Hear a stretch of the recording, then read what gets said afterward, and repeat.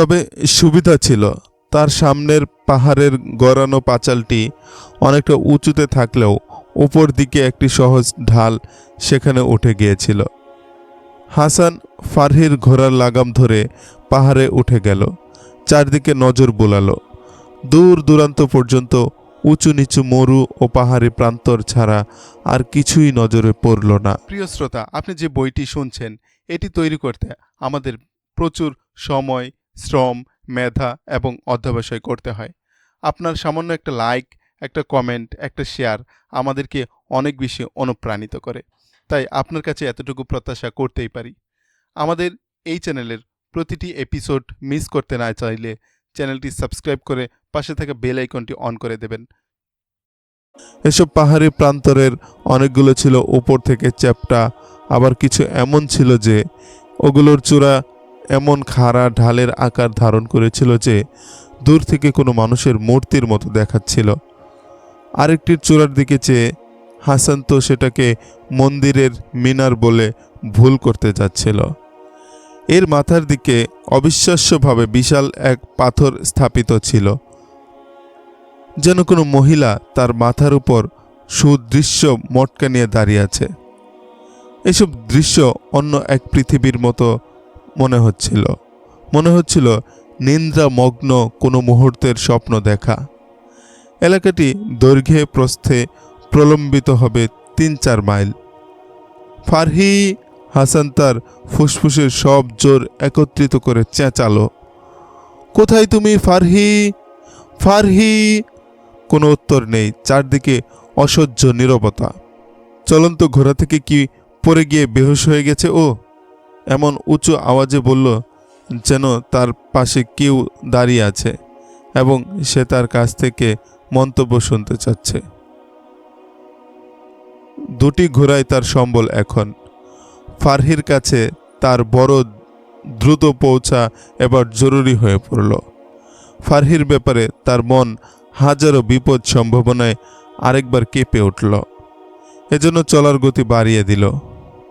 ফারহি হয়তো এতক্ষণে মৃত্যুর কোলে ঢলে পড়েছে, ধুকে ধুকে মরছে, অথবা তার লুটানো দেহে সাপ দংশন করে ক্ষত বিক্ষত করে রেখে চলে গেছে। হঠাৎ তার গুরু ইবনে আতাসের কথা মনে পড়ল। সফরে পথ ভুলে গেলে বা সহযাত্রী হারিয়ে গেলে কিংবা কোনো জিনিস হারিয়ে গেলে কি করতে হবে? আশার ক্ষীণ একটা আলো তার চোখের সামনে দুলে উঠল। হাসান ঘোড়া থেকে নিচে নেমে এলো।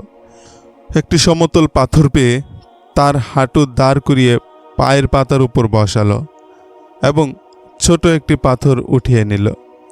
ধ্যানমগ্ন করার অনেক পদ্ধতি ইবনে আতাস তাকে শিখিয়েছিল।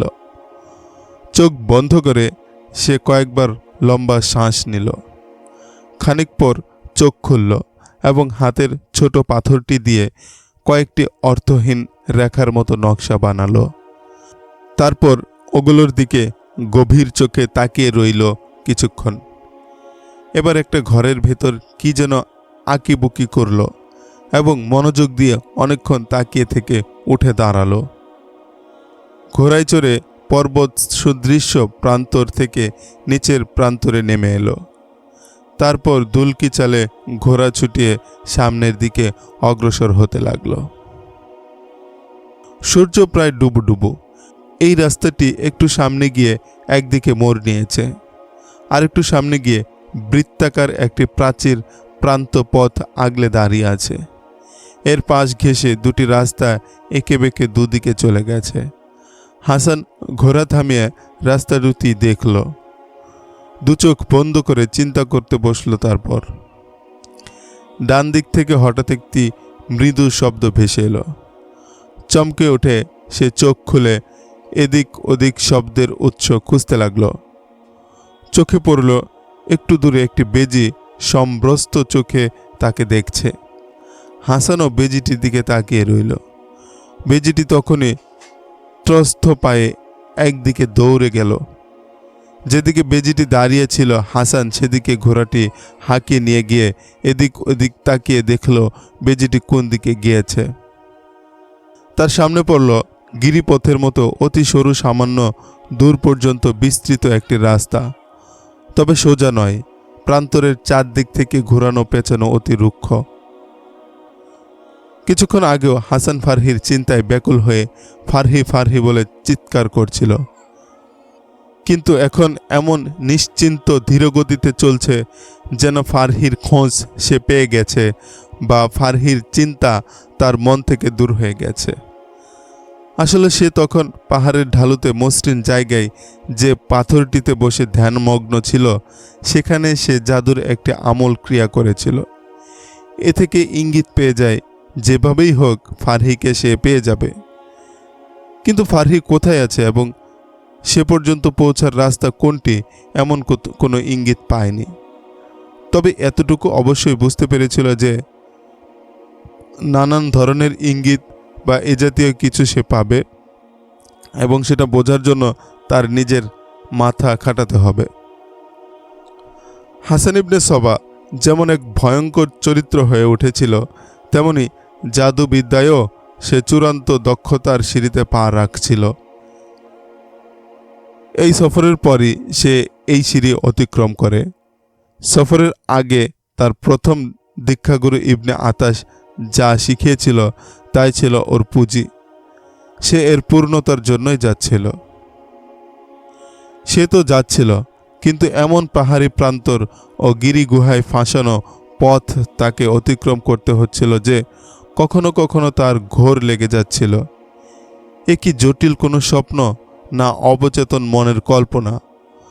তবুও তার পূর্ণ আশা ছিল অদৃশ্য কিছু তাকে ঠিকই কোনো ইঙ্গিত দিবে। অনেক সময় কেটে গেল, এমন কিছুর কোনো হদিসই তার চোখে ধরা পড়ল না। হঠাৎ তার ঘোড়াটি চিহি চিহি করে ডেকে উঠল এবং মাটিতে খুর দিয়ে আঘাত করতে লাগল। তার সঙ্গের ঘোড়াটিও একই আচরণ করতে লাগল। হাসান একটু ঘাবড়ে গিয়ে আশপাশে তাকিয়ে দেখল, ঘোড়া কি আবার সাপ দেখেছে কিনা? না, কোথাও সাপ বা জীবন্ত কিছু নেই। তার মনে হলো ভীতির কারণে ঘোড়া দুটি এই আচরণ করেনি, অন্য কোনো কারণে এমন করছে। হাসান বুঝতে পারল ঘোড়াগুলো ক্ষুধার্ত এবং তৃষ্ণার্ত।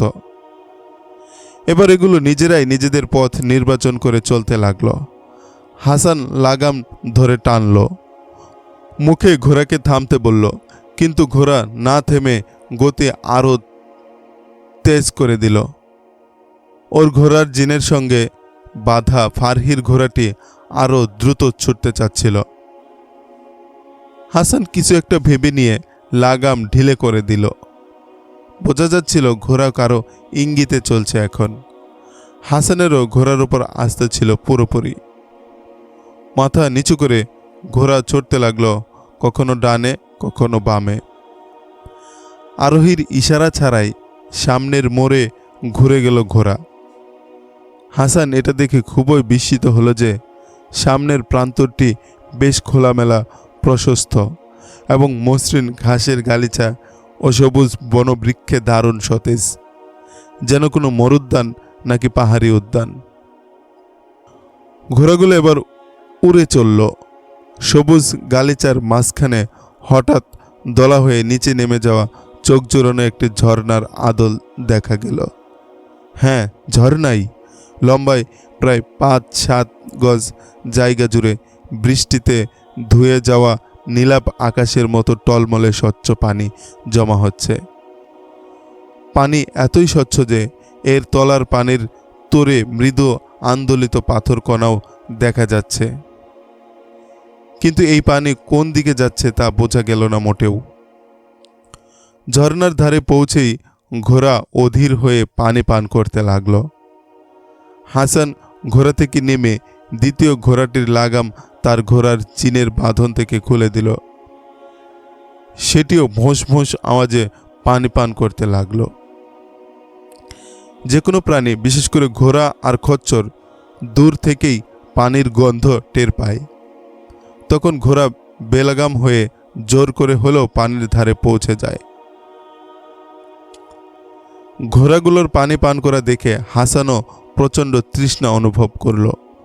ঝর্ণার ধারে হাঁটু ঠেকিয়ে শরীরটা ঝুঁকিয়ে অঞ্জলি ভরে সে পানি পান করতে লাগলো। একবার অঞ্জলি ভরে পানি নেওয়ার সময় তার হাত দুটি থেমে গেল। তার সেই স্বপ্নের কথা মনে এলো, যাতে সে এই সফরের পথ দেখেছিল। তার স্মরণে এলো স্বপ্নে যে সে এই ঝর্ণাটি দেখেছিল এবং এই ঝর্ণা থেকে আলোর ফোয়ারার মতো কি একটা যেন উঠেছিল। অনেক চেষ্টা করেও এরপর কি ঘটেছিল সেটা আর মনে করতে পারল না। তবে সে নিশ্চিত হয়ে গেল তার চলার পথ ভুল নয়। সে আরেকবার যখন অঞ্জলি ভরে পানি ওঠানোর জন্য পানিতে হাত নামাতে গেল, তার হাত আরেকবার থেমে গেল এবং তার চোখ পানিতে আটকে গেল। পানির মধ্যে কোনো মানুষের প্রতিবিম্ব আন্দোলিত হচ্ছিল। পানি স্থির ছিল না, তীর তীরে ঢেউ পারে এসে ছলকে উঠছিল। এজন্য লোকটির প্রতিবিম্ব মনে হচ্ছিল পানিতে সাঁতার কাটছে। হাসান নির্বাক অসাড় হয়ে গেল। হাসান কোনো ঢরপুক যুবক ছিল না। ওর কাছে একটি তলোয়ার ও একটি খঞ্জর ছিল। ওর মন বলছিল এ কোনো মুসাফির না যে এখানে তৃষ্ণা নিবারণ করতে এসেছে। সে ধীরে ধীরে মাথা উঠালো। তার ২০-২২ পা দূরের এক টিলার চূড়ায় লম্বা পাওয়ালা এক লোক দাঁড়িয়েছিল। গায়ে তার এ অঞ্চলের মানুষেরই পোশাক, মাথায় পোশাকের অংশের মতো পাগড়ি, পাগড়ির উপর একটি কালো রুমাল ছড়ানো। রুমাল দিয়ে কাঁধ ও পিঠের কিছু অংশ আবৃত করা, মুখে কেচি দিয়ে কাটা ছোট ছোট দাড়ি। হাসান তার উপর দৃষ্টি স্থির রেখে আস্তে আস্তে বসা থেকে দাঁড়ালো। লোকটিও হাসানের দিকে অনড় চোখে তাকিয়ে রইল।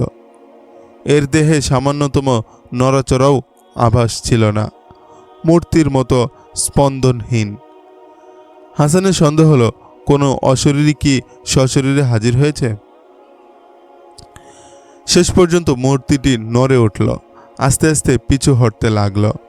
তার পেছন দিকে ডান ও বাম দিকে ভাগ হয়ে যাওয়া আরেকটি পথ দেখা গেল। প্রকৃতি গিরিপ্রান্তরকে এমনভাবে কেটে দিয়েছে যে দুদিকে স্তম্ভের মতো দেয়াল রেখে একটি সরু গলিপথ সৃষ্টি হয়েছে।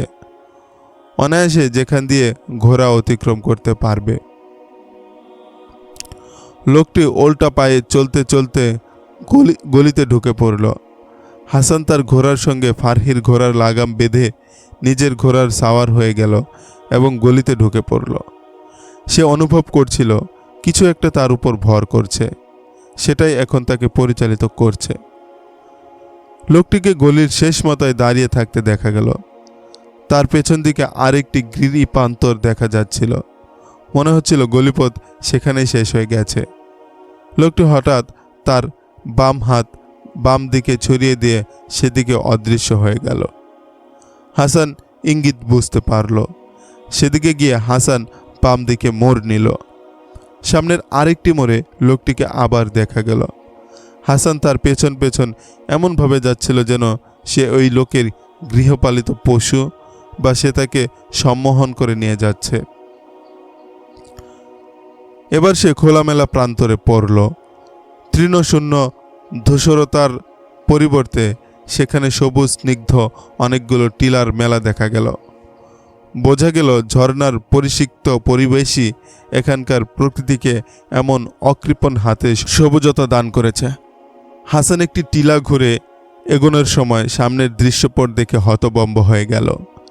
এই দৃশ্য তার জন্য অকল্পনীয় ছিল।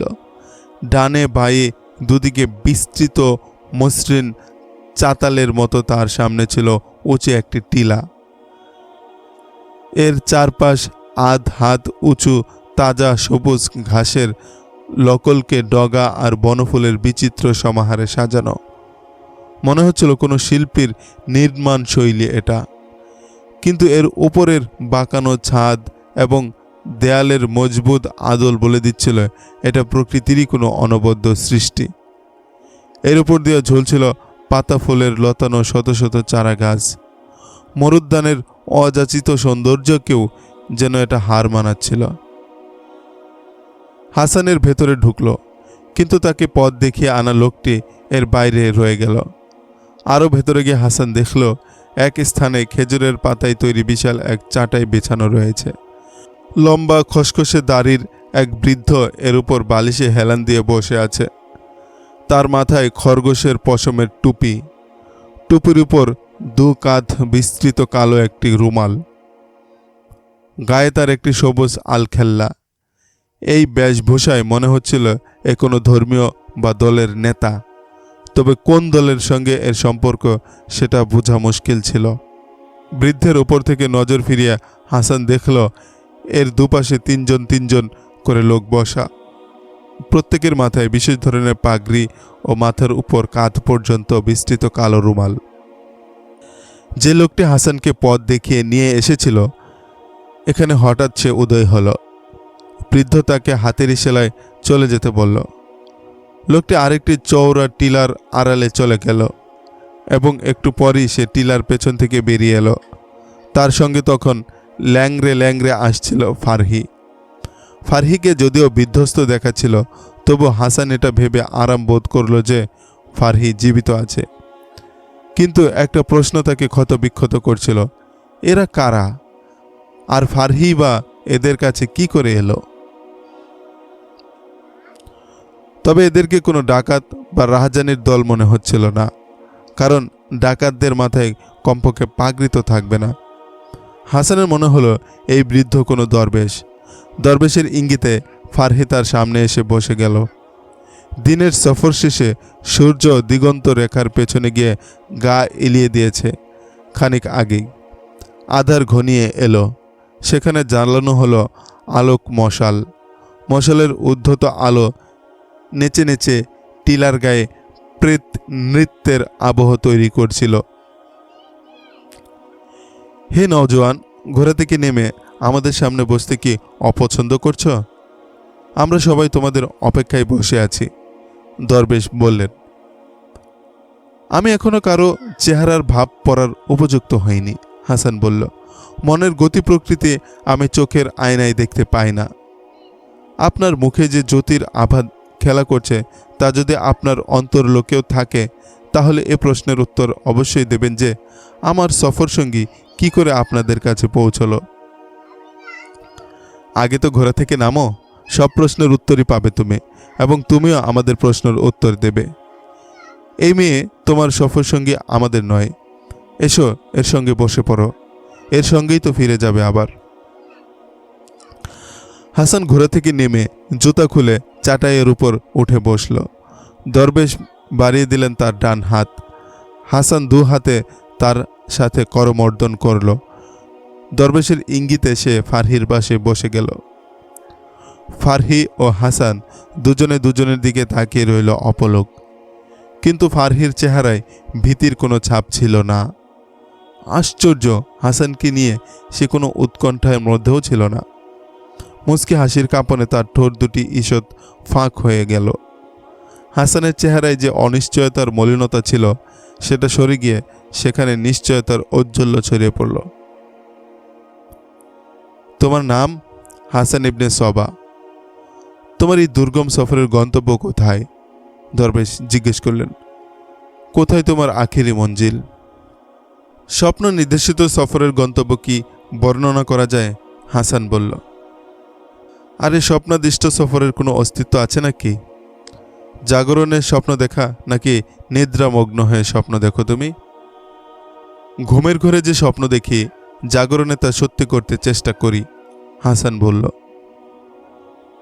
তুমি হয়তো জানো না নওজোয়ান, ঘুমের ঘরের স্বপ্ন হয় মনের লালিত ইচ্ছা, আকাঙ্ক্ষা আর গোপন প্রবৃত্তির চিত্রায়িত প্রতিচ্ছবি। চোখ খোলার সঙ্গে সঙ্গে যা বুলবুলির মতো ফুরুত করে উড়ে যায়। আর জাগরণের ঘোর লাগা চোখের স্বপ্ন তো কোনো ফেরারির সফরের মতোই, যার কোনো মঞ্জিল নেই। দরবেশ বাবা, হাসান বলল, সস্তা ইচ্ছা আর প্রবৃত্তির পূজারী নই আমি। না, আমি কখনো আমার মনকে কোনো প্রবৃত্তির চিন্তায় খোরাক দিয়েছি। মনকে তাহলে তুমি কি খোরাক দাও? সংকল্প, হাসান দৃঢ় কণ্ঠে বলল। আমি আমার প্রতিটি ইচ্ছাকে সংকল্পের সুকঠিন আবরণে বারন্ত করতে থাকি। তোমার সফরের কিছু কথা শোনাও না নওজোয়ান। এটা একটা স্বপ্ন, হাসান বলল। স্বপ্নে যা দেখেছিলাম তা আমার সামনে এসে ধরা দিচ্ছিল। স্বপ্নে আমাদেরকেও দেখেছিলে? দরবেশ জিজ্ঞেস করলেন। আমরাও তো তোমার স্বপ্নে সামনে ধরা দিয়েছি। হ্যাঁ দরবেশ বাবা, দেখেছিলাম। হাসান বলল, স্বচ্ছ জলের একটা ঝর্ণা দেখেছিলাম। এর মধ্যে একটা ছবির প্রতিফলন ঘটল। ক্রমেই সেটা মানুষের রূপ নিল। নীরব ইঙ্গিত নির্দেশ আমাকে পথ দেখিয়ে নিয়ে এলো। আর দেখেছিলাম এক জায়গায় বসে থাকা 7টি হরিণ। হরিণগুলো কোথায়? 6টি তো আমার সামনে বসা আছে, হাসান জবাব দিল। 7টি দাঁড়িয়ে আছে। এর দ্বারা তুমি কি বুঝেছ? এতটুকু যে আমি সঠিক পথেই এগোচ্ছি। হাসান লক্ষ্য করল কথা বলছেন শুধু দরবেশই, আর অন্যরা চুপচাপ বসে আছে। দরবেশের চেহারা হাসিমাখা, আর অন্যদের চেহারা প্রতিক্রিয়াহীন, নির্লিপ্ত। দরবেশ যখন কথা বলেন সবার চোখ তার দিকে থাকে। হাসান যখন কথা বলে সবার চোখ আবার হাসানের দিকে ঘুরে যায়। মান্যবর, আমি এখন ওকে আমার সঙ্গে নিয়ে যেতে পারবো? হাসান ফারহির দিকে ইঙ্গিত করে দরবেশকে জিজ্ঞেস করল। এই মেয়ের উপর তো আমাদের কোনো অধিকার নেই, তবে আমাদের উপর তার কিছু হক ছিল, আমরা তা শোধ করে নিয়েছি। হাসানের চেহারা রাগে লাল হয়ে উঠল। কখনো সে ফারহিকে দেখছিল, কখনো দরবেশকে। এই ফুলকে আমরা কঠিন পাথরের জগৎ থেকে উঠিয়ে এনেছি, দরবেশ বললেন। জানি সে তোমার সফর সঙ্গিনী, তোমার সঙ্গে তার পথ চলা, কিন্তু এটা অবশ্যই আমাদের যাচাই করে দেখতে হবে যে তুমি এই মেয়ের উপযুক্ত কিনা। পেরেশান হয়েও না বৎস, রাগকে নিয়ন্ত্রণ করো। আমাদের গোপন কথাটা বলেই ফেলে। আমরা জানি তুমি কোথায় যাচ্ছ। এমন দুর্গম সফরে এমন সুন্দরী একটি মেয়ের সঙ্গে যেতে পারলে যেমন সহজ হয়, আমাদের গোপন কথাটা বলেই ফেলি। আমরা জানি তুমি কোথায় যাচ্ছ। এমন দুর্গম সফরে এমন সুন্দরী একটি মেয়ের সঙ্গ পেলে পথ চলা যেমন সহজ হয়ে যায়, দূরত্বও যেন অনেক কমে যায়। কিন্তু জীবন সফরে যে মুসাফির নারীকে শুধু এতটুকুই মনে করে যে এ এক মনোলোভা দেহের খেলা, তাহলে তার সহজ পথটুকু কঠিন হয়ে যায়। যে কোনো নারীকে তুমি কি চোখে দেখো সেটাই এখন আমার দেখার বিষয়। আপনার উপর এই মেয়ের যে হক ছিল সেটা কি? হাসান জিজ্ঞেস করল। এই মেয়ে তুমি ওকে বলে দাও না, দরবেশ ফারহিকে বললেন। আমাদের ঘোড়াগুলো সাপের ভয়ে যখন পালাতে গেল, ফারহি হাসানের দিকে তাকিয়ে বলতে লাগলো, আমার ঘোড়া যখন নিয়ন্ত্রণ হারিয়ে আরেক দিকে ছুটে গেল, আমি সামলে ওঠার আগেই পড়ে গেলাম। পড়ে যাওয়ার আগের কথাই কেবল মনে আছে। হুঁশ ফেরার পর দেখলাম এখানে পড়ে আছি আমি। এরা এমন করে আমার যত্ন নিল যে ভয় ডর আর কিছুই রইল না। পেরেশান ছিলাম শুধু তোমাকে নিয়েই। এরা বলল তুমি এসে যাবে। তুমি ঠিকই এসেছ। আমরা কোথায় যাচ্ছি তা কি ওদেরকে বলে দিয়েছ? হাসান ফারহিকে জিজ্ঞেস করল। না, ফারহি বলল, এরা তো কতবার জিজ্ঞেস করেছে। আমি প্রতিবারই বলেছি আমার সফরসঙ্গী নিজে যদি বলে বলুক, আমি বলবো না। ওরা বলল, তাহলে এতটুকু বলো আমি জানি না। আমি বলেছি আমি জানি, তবে বলবো না। ওরা ভয় দেখিয়ে বলল, তাহলে তোমার ইজ্জত লুটে তোমাকে মেরে ফেলব। আমি বললাম, তবু আমি বলবো না।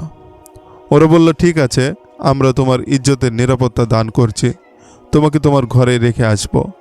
আমি বললাম, তবু আমি মুখ খুলব না। এরপর এই দরবেশ বাবা আমার মাথায় হাত রেখে বললেন, সাবাস বেটি, আমরা তোমার পূজা করব। তারা আমাকে এই বলে আশ্বাস দিল, তোমার সঙ্গীকে আনার জন্য এক লোককে পাঠানো হয়েছে। শুনেছ যুবক, দরবেশ হাসানকে বললেন, এখন আমাদের দেখার বিষয় হলো তুমি এই মেয়ের দেহ চাও না মন চাও। হাসানকে যে পথ দেখিয়ে নিয়ে এসেছিল সে লোকটিকে বৃদ্ধ কি যেন ইঙ্গিত করলেন। দেখতে দেখতে লোকটি অদৃশ্য হয়ে গেল। লোকটি আবার মশালের আলোয় উদয় হলো। তার হাতে তখন মাটি দিয়ে বানানো 3টি নারী মূর্তি দেখা গেল। তিনটাই কোনো অপরূপা নারীর প্রতিমা। প্রতিটি মূর্তি 1.5 ফুট উঁচু এবং উলঙ্গ। মূর্তিগুলোর সঙ্গে মাটির কয়েকটা মার্বেলের মতো ঢেলাও দেখা গেল। মূর্তি তিনটি ও মার্বেলগুলো ওর সামনে রেখে দাও, দরবেশ হুকুম করলেন। তার হুকুম পালিত হলো। যে কোনো একটা মূর্তি উঠিয়ে নাও, দরবেশ হাসানকে বললেন। এরপর এর ডান কানের ছিদ্র দিয়ে একটা মার্বেল ছেড়ে দাও। হাসান একটা মূর্তি উঠিয়ে তার কানে মাটির একটা মার্বেল ছেড়ে দিল। মার্বেলটি মূর্তির মুখ দিয়ে বের হয়ে মাটিতে পড়ে গেল। আরেকটা মূর্তি উঠিয়ে নাও, দরবেশ বললেন, এবং আরেকটি ঢেলা এর কানে ঢুকিয়ে দাও। হাসান দ্বিতীয় মূর্তিটি উঠিয়ে নিল। এবারের ঢেলাটি ছিল গোল কঙ্করের মতো। হাসান সেটা মূর্তির কানে ঢুকিয়ে দিল। ঢেলাটি এক কান দিয়ে ঢুকে আরেক কান দিয়ে বেরিয়ে এলো। আরেকটা উঠিয়ে নাও, তারপর এই ঢেলাটি ওর কানে ঢুকিয়ে দাও। হাসান দ্বিতীয়টা রেখে তৃতীয় নম্বরটা উঠিয়ে এর কানে একটি গোল ঢেলা ঢুকিয়ে দিল। ঢেলাটি এবার মূর্তির ভেতরে অদৃশ্য হয়ে গেল। জোরে জোরে ঝাঁকি দাও, ঢেলাটি বের করতে হবে, দরবেশ বললেন। হাসান মূর্তিটি ঝাঁকালো, ওপর নিচ করলো, নাড়াতে লাগলো, কিন্তু ঢেলাটি আর বের হলো না। এই মূর্তিটি বাদ, এটা ফেলে দাও। এই বদ বেটি আমাদের ঢেলাটি হজম করে ফেলেছে। হাসান মূর্তিটি রেখে দিল। আচ্ছা, মূর্তিগুলো দেখতে কি খুব সুন্দর না? দরবেশ জিজ্ঞেস করলেন। এগুলোকে তোমার ভালো লাগেনি? হ্যাঁ, দেখতে সুন্দর, ভালো লেগেছে এগুলোকে। যে শিল্পী এর নির্মাতা, সে তো নারীর সব সৌন্দর্যই এই মূর্তির গায়ে চড়িয়ে দিয়েছে। এখন শুধু প্রাণ সঞ্চারের কাজটাই বাকি রয়েছে। আমি তোমাকে পুরস্কার দিতে চাই। মূর্তি তিনটাই তো দেখলে একরকম, যে কোনো একটা পছন্দ করে উঠিয়ে নাও। হাসান সেই 3 নম্বর মূর্তিটা নিল, যেটার কানে ঢেলা ঢোকানোর পর আর বাইরে বেরিয়ে আসেনি। দরবেশ সেটাকে বাতিল বলে মন্দ বলেছিলেন। আরে নওজোয়ান, তুমি তো এই কাজে তোমার বুদ্ধি খাটাওনি, দরবেশ বললেন। নাকি তুমি শোনোনি যে আমি এই মূর্তির ব্যাপারে বলেছিলাম এটি আমার ঢেলা হজম করে ফেলেছে, একে ফেলে দাও। আমি যদি মাথা ও বুদ্ধি না খাটাতাম তাহলে আপনার এই মূর্তিটিকে ছুঁয়েও দেখতাম না। ওই দুটি থেকে যে কোনো একটা তুলে নিতাম, কিন্তু আমার মন বলছে এই মূর্তিটি উঠিয়ে নাও। তোমার মন এর মধ্যে এমন কি রূপ দেখেছে? প্রথমটার কানে ঢেলা ঢোকানোর পর সেটা অন্য কান দিয়ে বেরিয়ে গেছে। হাসান বলতে লাগলো, সম্মানিত দরবেশ বাবা, আপনি নিশ্চয়ই এমন মেয়েকে পছন্দ করবেন না যে তার বাপের উপদেশ এক কান দিয়ে শুনে অন্য কান দিয়ে বের করে দেয়। বোন হিসেবে যেমন এরা জঘন্য, বউ হিসেবেও জঘন্য। দ্বিতীয়টার কানে ঢেলা ঢোকানোর পর সেটা মুখ দিয়ে বের করে দিল। এ ধরনের নারী তো আরও অনেক ভয়ঙ্কর। সে ঘরের কোনো গোপন কথাই তার মনে ধরে রাখতে পারে না। কথা যত গুরুত্বপূর্ণই হোক, যার তার সামনে বলা শুরু করে দেবে। এ ধরনের মেয়ে নিজের ঘর তো বটেই, নিজের সম্ভ্রমও সামান্য কথায় বিলিয়ে দেবে। আর যেটাকে আপনি বাতিল করে দিয়েছেন, দামি তো আসলে সেটাই, যে সব গোপন রহস্য তার মনে কবর দিয়ে রাখতে পারবে। আমি এটাকে কত করে ঝাঁকিয়েছি, আশ্রে ফেলতে চেয়েছি, এর প্রতিটি জোড়ায় জোড়ায় আন্দোলিত করেছি, কিন্তু ঢেলাটি সে উগরে দিল না। একে আপনি ভেঙে চুরে এর অস্তিত্ব বিনাশ করে দিতে পারবেন, তবুও এর ভেতর থেকে কিছুই বের করতে পারবেন না। আমি এই গুণটাই ফারহির মধ্যে দেখে মুগ্ধ হয়েছেন। এই গুণটাই আপনি ফারহির মধ্যে দেখে মুগ্ধ হয়েছেন। আপনারা ছিলেন 8 জন আর ও ছিল একলা। আপনাদের এই শক্ত সামর্থ্য 8 জন পুরুষের ভয়ে কি সে বলে দিয়েছে আমরা কোত্থেকে এসেছি এবং কোথায় যাচ্ছি? আমি তো ওকে আমার জীবন পথের সফর সঙ্গী বানাবো। সাবাস বেটা, খোদা তোমাকে এই বয়সে যে বুদ্ধি বিচক্ষণতা দিয়েছেন, সারা জীবন অভিজ্ঞতা অর্জন করে বার্ধক্যে পৌঁছেও কেউ এমন পর্যন্ত পৌঁছতে পারে না। হ্যাঁ, তুমি জন্মজাত বুদ্ধিধারী। একথা বলে দরবেশ তার এক লোককে বললেন, মূর্তি 3টি যত্ন করে রেখে দাও। এর পরীক্ষায় শুধু এই একজনই পাশ করলো। এক লোক মূর্তি 3টি উঠিয়ে মশালের আলোর বাইরে চলে গেল। খাবার গরম করো, দরবেশ নির্দেশ দিলেন। তাড়াতাড়ি দস্তরখান লাগাও, এরা দুজন ক্ষুধার্ত। টিলা, পর্বত আর গিরি প্রান্তরে বেষ্টিত এমন এক বিজন জায়গায় এত সুস্বাদু খাবারের স্বাদ পেয়ে হাসান ভারী আশ্চর্য হলো। এত ক্ষুধার্ত ছিল এরা দুজন যে খলবল করে খাবার খেয়ে গেল। খাওয়ার পর হাসানকে ডেকে দরবেশ তার কাছে বসালেন। অন্যরা সবাই ততক্ষণে যার যার জায়গায় চলে গিয়েছে। ফারহির শোয়ার জন্য আলাদা ব্যবস্থা করা হলো। ফারহি গিয়ে শুয়ে পড়ল। হাসান, দরবেশ বললেন, তোমার নাম তো হাসান ইবনে আলী হওয়া উচিত ছিল, কিন্তু তুমি হাসান ইবনে সবা বলতে বেশি পছন্দ করো। আমার বাপ দাদাদের মধ্যে সবা হামিরি নামে এক লোক ছিলেন। আমার বাবা শয়তানি কর্মকাণ্ডে কম ওস্তাদ ছিল, কিন্তু সবা এর ব্যাপারে শুনেছি তিনি অনেক খ্যাতি আর সম্মান পেয়েছিলেন। তার সবচেয়ে বড় কৃতিত্ব ছিল তিনি কারো মনে এই সন্দেহ দানা বাঁধতে দেননি যে তিনি সব ধূর্ত, প্রতারক আর শয়তানের গুরু। এ কারণে আমি ইবনে আলী না বলে ইবনে সবা হামিরি বলতে বেশি পছন্দ করি। কিন্তু আমার নাম আপনি জানলেন কি করে? শুধু নামই নয় হাসান, তোমার ব্যাপারে আমাকে অনেক কিছু বলা হয়েছে। তুমি যেখান থেকে আসছো এবং যেখানে তোমার গন্তব্য, সব এর মাঝখানে আমি এক যোগসূত্র, একটা মাধ্যম বা পুল বলতে পারো। হ্যাঁ হ্যাঁ, থামুন থামুন। দরবেশের কথার মাঝখানে হাসান চমকে গিয়ে বলে উঠল, আমার মনে পড়েছে, আমার গুরু আব্দুল মালিক ইবনে আতাশ বলেছিলেন স্বপ্নে একটি গুহা দেখা যাবে, সেই গুহায় আমার দীক্ষা পূর্ণ হবে। আমি আপনার ব্যক্তিত্বের মধ্যে এমন করে ডুবেছিলাম যে আমার স্বপ্নে দেখা সেই পর্বত গুহার কথা মনে রইল না। সেই গুহার পরিবেশ মেঘাচ্ছন্নের মতো কেমন ঝাপসা ঝাপসা ছিল। বোঝা যাচ্ছিল এই আচ্ছন্নতার মধ্যে কি যেন একটা ভেসে বেড়াচ্ছে। আমি যে বলেছিলাম স্বপ্নে কতগুলো হরিণ দেখেছি, ওগুলো ওই আচ্ছন্নতার মধ্যে অদৃশ্য হয়ে গিয়েছিল। হাসান চারদিকে বিস্ময় ভরা চোখে তাকিয়ে দেখল এটাও তো এক বিশাল গুহা। আবারও চমকে উঠে বলল, মোহতারাম দরবেশ, এটা আমার স্বপ্নে দেখা গুহা নয় তো? হ্যাঁ হাসান, এটাই সেই পর্বত গুহা, কিন্তু এখানে তোমার দীক্ষা পূর্ণ হবে না। এখান থেকে তুমি তোমার পথের আলো সংগ্রহ করবে। এর মাধ্যমে তোমার গন্তব্য, ভবিষ্যৎ এবং নিজের ব্যক্তিসত্তা দেখতে পাবে। কি অসাধারণ! তারপর তুমি নিজেই নিজেকে জিজ্ঞেস করবে, কি আমি কে এবং এখানে কি করছি? এ তো আমি জিজ্ঞেস করব এবং করেই যাচ্ছি, হাসান বলল। এর আগে কিছু জরুরি কথা শুনে নাও হাসান। আমি জানতাম তুমি আসবে। মাটির তল দিয়ে জাল বিস্তারের এক মিশন এটা আমাদের। এই মিশনকে আমরা মাটির উপরেও ছড়িয়ে দিতে চাচ্ছি। এখান থেকে যেসব এলাকা শুরু হয়েছে সেগুলো আমাদের দখল করতে হবে। সামনে অনেকগুলো কেল্লা বা দুর্গ আছে, যেগুলোর কিছু ছোট, কিছু আছে বেশ ছোট, আর কিছু আছে মোটামুটি বড়।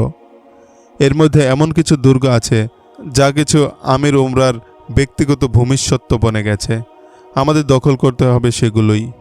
কিন্তু কেল্লা বা দুর্গ জয় করার জন্য তো ফৌজের প্রয়োজন। ফৌজ পাবো কোত্থেকে আমরা? হাসান জিজ্ঞেস করল। লোকদেরকেই আমরা ফৌজ বানিয়ে নেব, কিন্তু কিভাবে? দরবেশ তার চোখে চোখ রেখে তাকিয়ে রইল। তার ঠোঁটে বিদ্রুপের হাসি খেলে গেল।